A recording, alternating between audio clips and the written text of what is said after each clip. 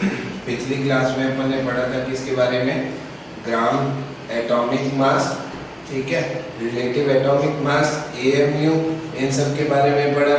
हमने एक अलग क्वेश्चन भी किया। अब हम इसके बारे में और आगे बढ़ेंगे, मॉलिक्यूलर मास और उस सब कुछ। उससे पहले हम एक क्वेश्चन और देख लेते हैं। हमने लास्ट क्लास में पढ़ा था क्या, एएमयू मतलब क्या हो गया, 1/12 पार्ट ऑफ कार्बन एटम, ठीक है, 1.66 × 10⁻⁻24 ग्राम इसकी वैल्यू, ठीक है। फिर हमने पढ़ा था क्या, relative atomic mass. Relative atomic mass मतलब सापेक्ष परमाणु भार, और सापेक्ष परमाणु भार का मतलब क्या होता है, सापेक्ष परमाणु भार का मतलब होता है मास ऑफ वन एटम, ठीक है, एक परमाणु का भार। इसे अपन बोले रिलेटिव। ग्राम एटॉमिक मास मतलब mass of 1 mole of atom, मतलब कितना, अवोगाड्रो नंबर ऑफ एटम का मास, वो क्या कहलाएगा, रिलेटिव ग्राम एटॉमिक मास, ठीक है। तो देखिए अपन क्वेश्चन में क्या लिखा हुआ है, निम्न परमाणुओं की संख्या ज्ञात करो। निम्न में परमाणुओं की संख्या ज्ञात करो। सबसे पहला क्वेश्चन है 400 AMU mass of calcium atom. Mass हमें यहाँ पर किस में दे रखा है, AMU में, ठीक है। कैल्शियम एटम की बात कर रखी है, अपन ने टेबल बनाई थी और उस टेबल में लिखा था कैल्शियम का होता है कितना, 40 AMU, 40 AMU। तो 400 AMU का भार मतलब कितना हो गया, 400 AMU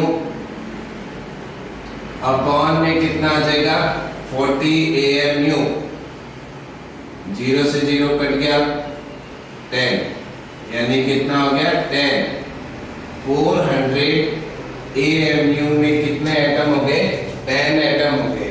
इसी तरीके से हमें बात करें 92 ग्राम, 92 ग्राम, जब हमें ग्राम में भार दिया हुआ है तो हमें यहाँ पर क्या दिया हुआ है, ग्राम एटॉमिक मास, मतलब ये मास दिया हुआ है। और हमें पता है सोडियम एटम मतलब 1 मोल, और 1 मोल के भार कितना होता है, 23 ग्राम, ठीक है। तो हम अगर एटम निकालना चाहें तो हम कैसे करें, 23 ग्राम में परमाणु कितने होंगे, 1 मोल। 1 मोल मतलब कितना हो गया, अवोगाड्रो के बराबर, Na के बराबर। तो 1 ग्राम में परमाणु कितने हो जाएंगे, Na/23, 23 ग्राम। इसी तरीके से हमें दे रखा है कितना, 92 ग्राम, यानी हम यहाँ पर लिखे 92 ग्राम के अंदर कितने हो जाएंगे, Na/23 ग्राम इनटू में कितना आ जाएगा, 92 ग्राम। ग्राम से ग्राम कट गया और इसे सॉल्व करेंगे तो कितना आ जाएगा, 4, आंसर आ जाएगा 4 Na। इसी तरीके से थर्ड क्वेश्चन हमें दिया कितना, 64 AMU ऑफ ऑक्सीजन एटम। तो जैसे पहले क्वेश्चन में AMU में मास दिया, तो हमें यहाँ पर क्या दिया, रिलेटिव एटॉमिक मास, AMU में, यहाँ पर भी AMU में, तो एटम कितने हो गए, 64 AMU अपॉन में 16 AMU, AMU से AMU कट गया, कितना आ जाएगा, 4 एटम, 4 एटम। अब देखिए जरा, यहां पर हमें बोला ये 256 ग्राम ऑफ सल्फर एटम, तो फिर से ग्राम में दिया, मतलब हमें देना है क्या, ग्राम एटॉमिक मास, मतलब 32 ग्राम का कितना हो गया, 1 मोल, मतलब कितना हो गया, Na नंबर ऑफ पार्टिकल का मास। यानी हम सॉल्व करें तो कैसे करेंगे हम, कि 32 ग्राम सल्फर में कितने परमाणु होते हैं, Na नंबर। 1 ग्राम में कितने होंगे, Na/32 ग्राम, और हमें दे रखा है कितना, 256 ग्राम, तो इसमें कितना हो जाएगा, Na/32 ग्राम इनटू में 256 ग्राम। सॉल्व करेंगे, आंसर आ जाएगा कितना, सॉल्व करो जरा, 8 टाइम्स, आंसर आ जाएगा 8 Na। अब क्वेश्चन में बाई चांस हमें दे दे कि इनको असेंडिंग ऑर्डर में अरेंज करें, आरोही क्रम में व्यवस्थित करें, तो सबसे कम किस में होंगे, सल्फर में 4, ऑक्सीजन में 4 एटम, तो सबसे पहले सबसे कम एटम किस में होंगे, C में। C के बाद आ गया कौन, A, ए के बाद आ गया 4Na मतलब बी, और इसके बाद आ गया डी। डी में सबसे ज्यादा एटम हो गए कितने? 8Na। Na मतलब आवोगाड्रो संख्या, इससे मल्टीप्लाई करेंगे तो आंसर आ जाएगा। अंडरस्टूड? चलिए अब आगे। अब नेक्स्ट क्वेश्चन देखते हैं, नेक्स्ट पॉइंट अपन देखते हैं, वो क्या है? Relative molecular mass. देखो जैसे हमने निकाला था एटम के लिए परमाणु के लिए वो क्या था? सापेक्ष परमाणु भार। इसी तरीके से हम अगर निकाले मॉलिक्यूल के लिए तो क्या आ जाएगा? Relative molecular mass. ठीक है, लिखते हैं अपन रिलेटिव मॉलिक्यूलर मास।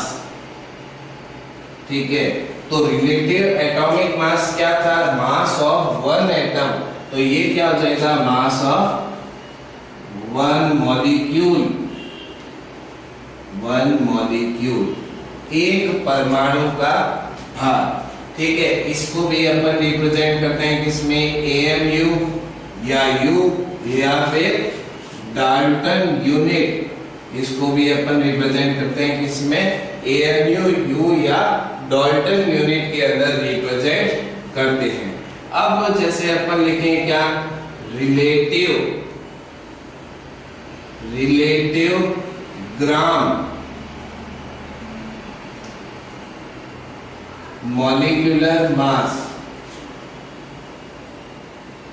इसको अपन रिप्रेजेंट करते हैं GMM।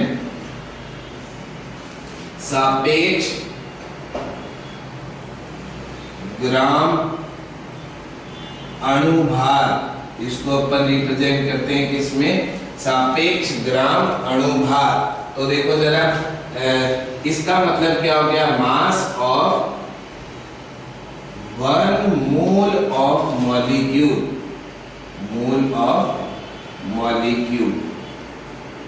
एक मोल अणु का भार। ठीक है, एक मोल अणु का भार वो क्या कहलाएगा? Gram molecular mass. तो हम लेते हैं इसको एक एग्जांपल से, जैसे अपन लिखे यहाँ पर example, mass of one molecule of oxygen atom कितना हो जाएगा? 32 AMU। देखो मॉलिक्यूल की बात करें, एक मॉलिक्यूल में कितने एटम? 2। एक एटम का कितना? 16, तो 2 का कितना हो गया? 32 AMU। अब चूंकि हमें ये मालूम है 1 AMU is equal to 1 by Na, यानी ये कितना हो गया? 32 बाय Na। ठीक है, अब हम बात करें किसकी? Mass of one molecule GMM बराबर mass of one mole of molecule. Mass of one mole of molecule मतलब कितना हो गया? Na नंबर ऑफ मॉलिक्यूल का। ठीक है, तो वो निकालना है हमने को। वो कैसे निकालेंगे? एक एटम का कितना है? 32 बाय Na। तो Na नंबर ऑफ एटम का कितना हो जाएगा? इनटू Na, मतलब कितना हो गया? 32 ग्राम। ठीक है, तो इसी तरीके से हम एक और एग्जांपल लें, जैसे हम बात करें किसकी?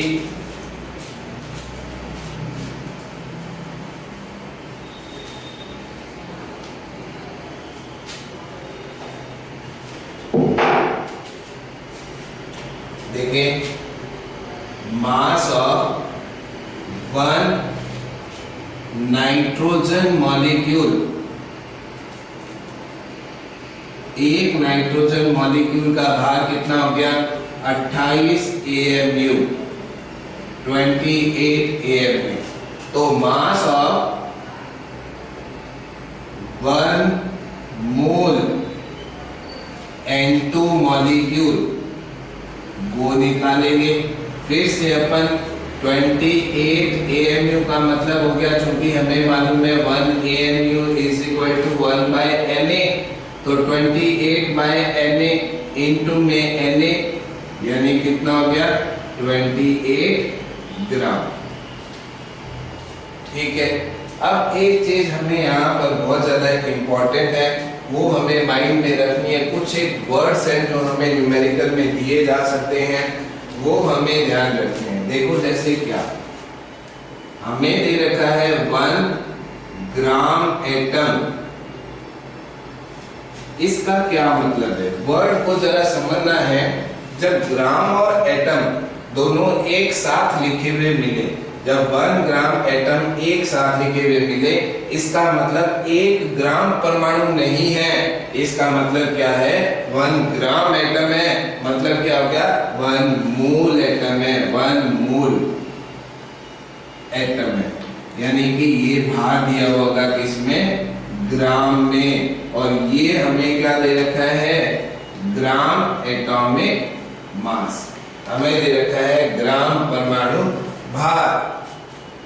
1 ग्राम एटम मतलब 1 ग्राम परमाणु नहीं, 1 ग्राम एटम साथ में लिखा हो तो इसका मतलब है 1 मोल एटम का भार हमें दिया है, और वो क्या है ग्राम एटॉमिक मास। जैसे 2 ग्राम एटम, इसका मतलब क्या हो गया 2 मोल एटम, 2 मोल एटम, इसका मतलब ग्राम एटॉमिक मास इनटू में 2। अब देखो जैसे हमें दिया हुआ हो 1 ग्राम मॉलिक्यूल, इसका मतलब क्या है, जैसे ग्राम एटम वैसे ग्राम मॉलिक्यूल, मतलब कितना 1 मोल मॉलिक्यूल, इसका मतलब क्या हो गया 1 मोल मॉलिक्यूल का मतलब ग्राम मॉलिक्यूलर मास, वो भी किसमें ग्राम के अंदर। ठीक है, जैसे मान लो दिया हमें 2 ग्राम मॉलिक्यूल, 2 ग्राम मॉलिक्यूल मतलब 2 मोल मॉलिक्यूल, 2 मोल अणु, मतलब ग्राम मॉलिक्यूलर मास इनटू में कितना 2। ठीक है, तो ये हमें जो चीज दी, यानी हमें वर्ड जो दिया हुआ है वो क्या दिया हुआ है 1 ग्राम एटम। 1 ग्राम एटम का मतलब 1 मोल एटम, 2 ग्राम एटम का मतलब कितना हो गया 2 मोल एटम, 1 ग्राम मॉलिक्यूल मतलब 1 मोल मॉलिक्यूल। चलते हैं हम आगे। अब देखो जरा एक एग्जांपल से समझते हैं अपन इसे।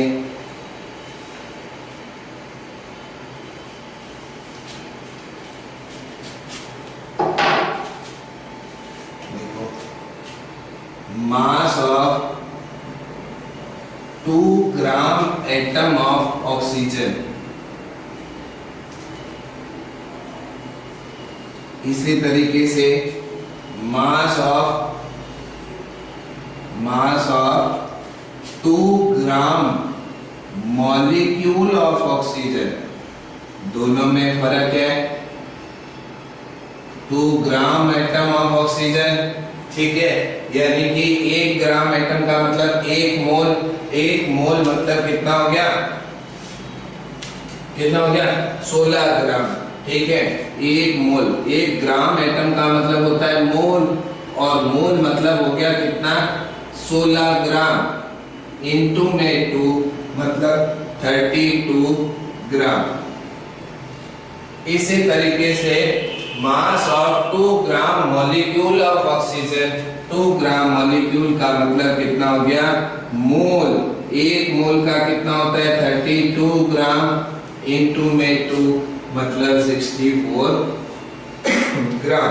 यानी कि अगर अपने को क्या दिया हुआ हो, अगर अपने को दिया हुआ हो ग्राम एटम और ग्राम मॉलिक्यूल, ग्राम एटम का मतलब होता है मोल, ग्राम मॉलिक्यूल का मतलब होता है मोल, 1 मोल एटम का भार ऑक्सीजन का 16 ग्राम, 16 इंटू 2 मतलब 32 ग्राम, और ग्राम मॉलिक्यूल मतलब कितना हो गया, 1 मोल ऑक्सीजन मॉलिक्यूल का भार, अणु का भार, और वो कितना दे रखा है हमें, 32 ग्राम।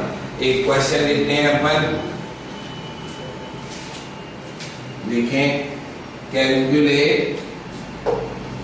Mass of following, calculate mass of following, निम्न का अणुभार ज्ञात करें। सबसे पहला 5 ग्राम एटम ऑफ कैल्शियम, दूसरा ले जैसे अपन 5 atom of calcium, 5 gram atom of calcium, दूसरा ले अपन 5 एटम ऑफ कैल्शियम, तीसरा ले अपन third 10 gram molecule of nitrogen, और फोर्थ ले अपन क्या, 5 मॉलिक्यूल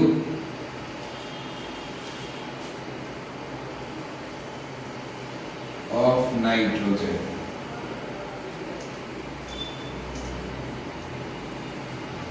ग्राम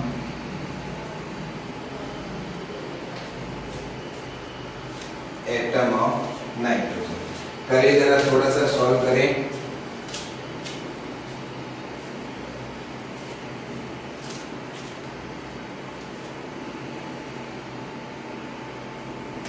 देखिए जरा, 5 ग्राम एटम, ठीक है, 5 ग्राम एटम, इसका मतलब क्या हो गया कि हम इसमें करें 1 ग्राम एटम मतलब कितना हो गया, 1 मोल एटम, वो कितना होता है 40 AMU, तो 5 इंटू 40 200 AMU, कितना हो गया इसका भार, 5 इंटू 40 मतलब 200 AMU।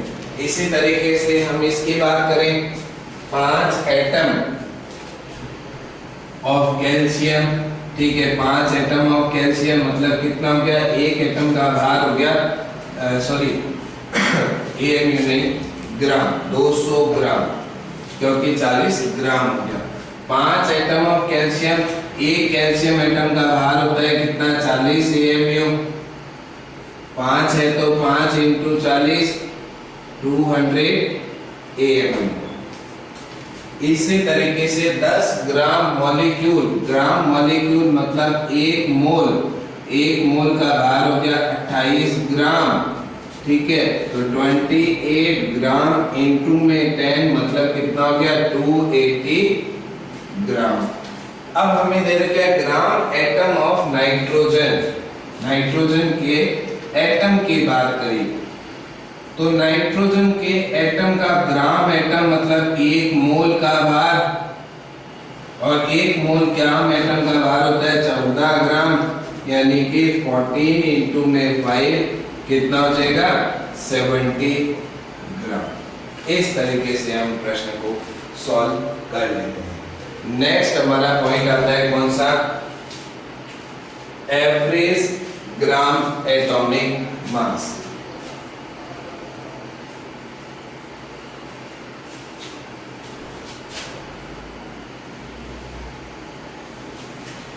Average gram average atomic मास,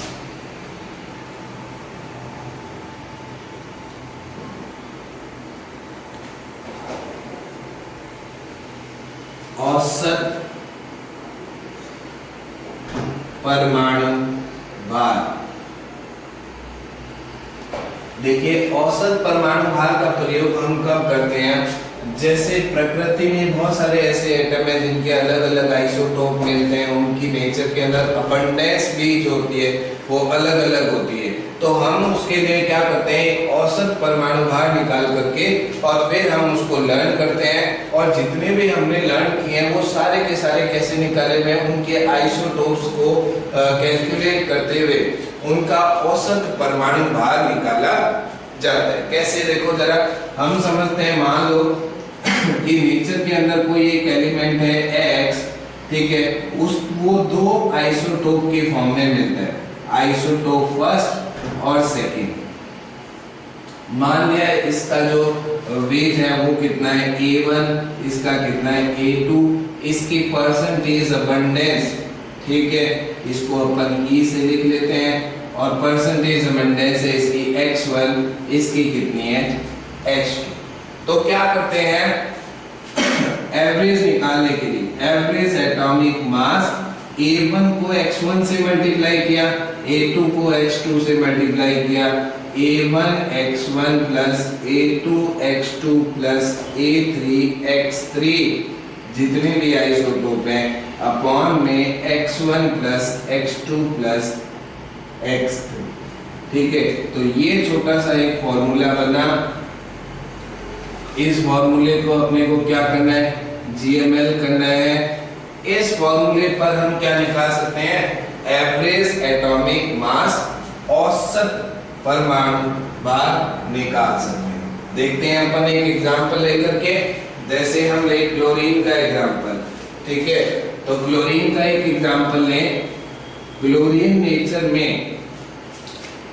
दो आइसोटॉप के फॉर्म में पाया जाता है, जैसे 17Cl35, इसी तरीके से दूसरा क्लोरीन 37, ये हमें मिलता है क्या 75%, और ये हमें मिलता है कितना 25%।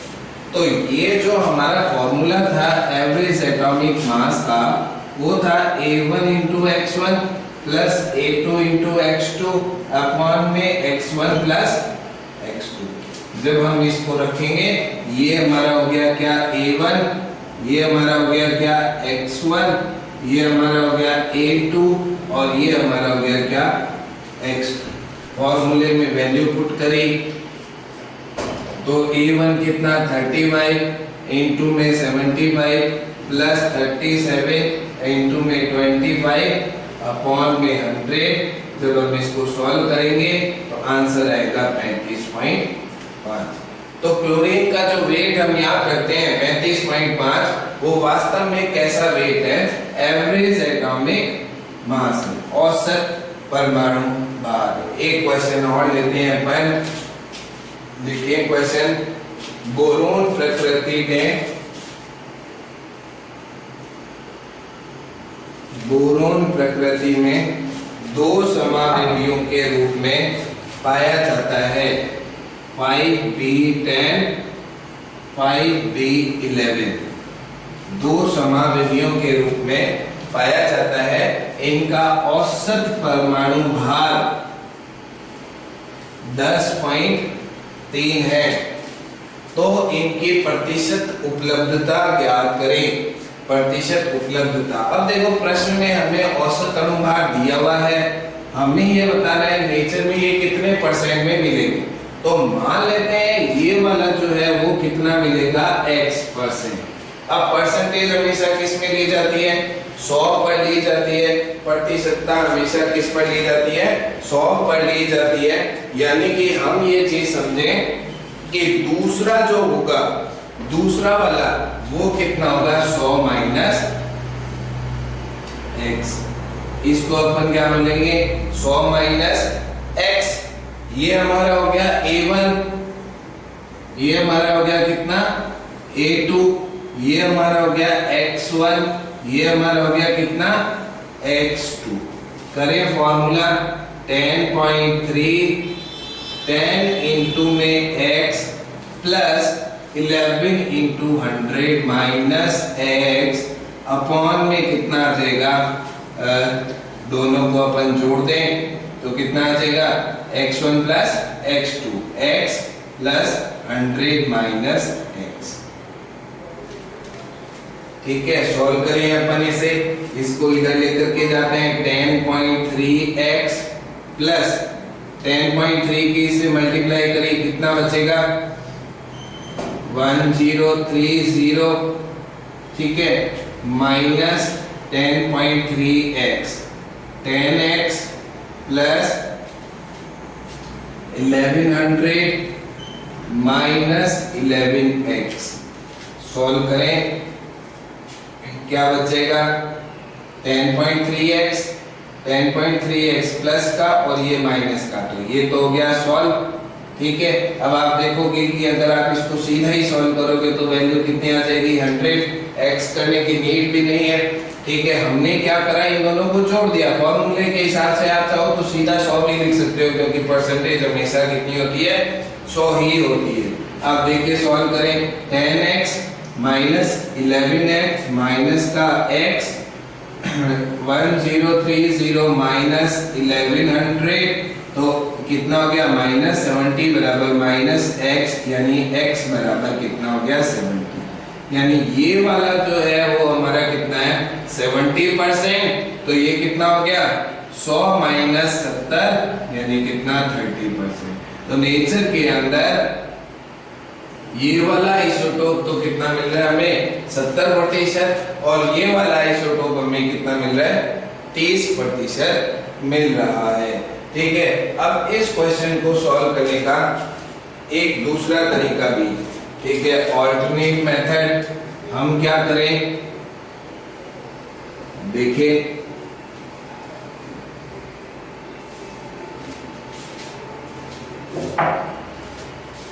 इसको अपन मान लेते हैं कितना x1, इसको अपन ले लेते हैं x2। तो सॉल्व करें अपन 10.3 a1 इंटू x1, तो a1 की जगह रखें अपन 10 into x1, 11 into x2 upon में x1 plus x2, cross multiply 10.3 x1 plus x2 10x1 plus 11x2 करा अपने 10.3 x1 प्लस 10.3 x2, यहाँ बचेगा 10x1 प्लस 11x2। इधर उधर करने पर इसमें से अपन x1 को माइनस करेंगे तो 0.3 x1 बचेगा, और यहाँ पर अपन लिखेंगे क्या 11x2 माइनस ये तो 0.7 x2 बचेगा, यही बचेगा। इसको अपन लेकर के गए इधर तो बच गया ये, तो x1 अपॉन में x2 बराबर कितना हो गया 0.7 अपॉन में 0.3, रेशियो आ गया कितना 7/3, मतलब x1 हमारा कितना हो गया 70% और x2 हमारा कितना हो गया 30%। मतलब नेचर में ये कितना परसेंट मिलेगा हमारे को 70%, और ये हमें कितना मिलेगा 30%। ठीक है, अब हम चलते हैं आगे, हम बात करते हैं किसकी, अब हम लेते हैं मोल कॉन्सेप्ट, वह हमारा मेन जो है मोल कॉन्सेप्ट।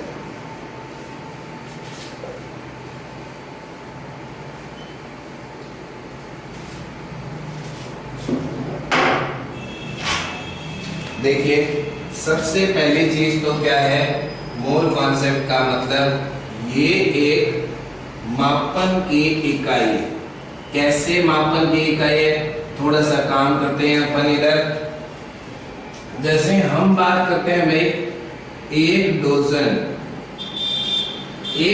मतलब दर्जन, दर्जन का मतलब कितनी यूनिट की बात करी अपन ने 12 यूनिट, 12 यूनिट की बात करी। जब भी अपन कहीं पर भी एक दर्जन बोलते हैं, एक दर्जन का मतलब कितना होता है, हम बात कर रहे हैं किसकी 12 यूनिट की बात कर रहे हैं। एक दर्जन का मतलब 12 यूनिट। इसी तरीके से हम बात करें एक सेंचुरी, सेंचुरी मतलब रन्स, 1 सेंचुरी ऑफ रन्स, इसका मतलब कितना होता है 100। जब भी हम 1 सेंचुरी की बात करें, सेंचुरी मतलब कितना 100, और रन्स मतलब 100 रन्स, 1 सेंचुरी पेन मतलब 100 पेन्स। इसी तरीके से हम 1 मोल की बात करें, 1 मोल मतलब कितना हो गया एवोगाड्रो नंबर ऑफ एटम। यानी हम बात करें और वो कितने होते हैं 6.02 इंटू 10⁻20। यानी मोल क्या हुआ, मोल मतलब एक मोल में उतने ही परमाणु होते हैं, उतने ही परमाणु होते हैं जितने कार्बन 12 के 12 ग्राम में होते हैं। और कार्बन 12 के 12 ग्राम में कितने होते हैं, एक मोल का मतलब 6.02 इंटू 10⁻20। यानी कार्बन 12 के 12 ग्राम में इतने परमाणु होते हैं। तो मोल मतलब क्या हुआ, किसी भी चीज को रिप्रेजेंट करने के लिए, किसी भी चीज को कैलकुलेट या मेजर करने के लिए हम ये इकाई का यूज करते हैं। और इसमें हम क्या करते हैं, एक मोल मतलब कितने परमाणु, मैं बोलूं कि एक मोल पेन मतलब 6.02 इंटू 10⁻23 पेन। एक मोल राइस मतलब इतने राइस, एक मोल चेयर मतलब इतनी चेयर। अब मोल को हम तीन हिसाब से, तीन तरीके से एक्सप्रेस करते हैं। मतलब कौन सा, weight form, in terms of mass यानी द्रव्यमान के रूप में, वॉल्यूम आयतन के रूप में, और हम करते हैं नंबर ऑफ पार्टिकल के रूप में।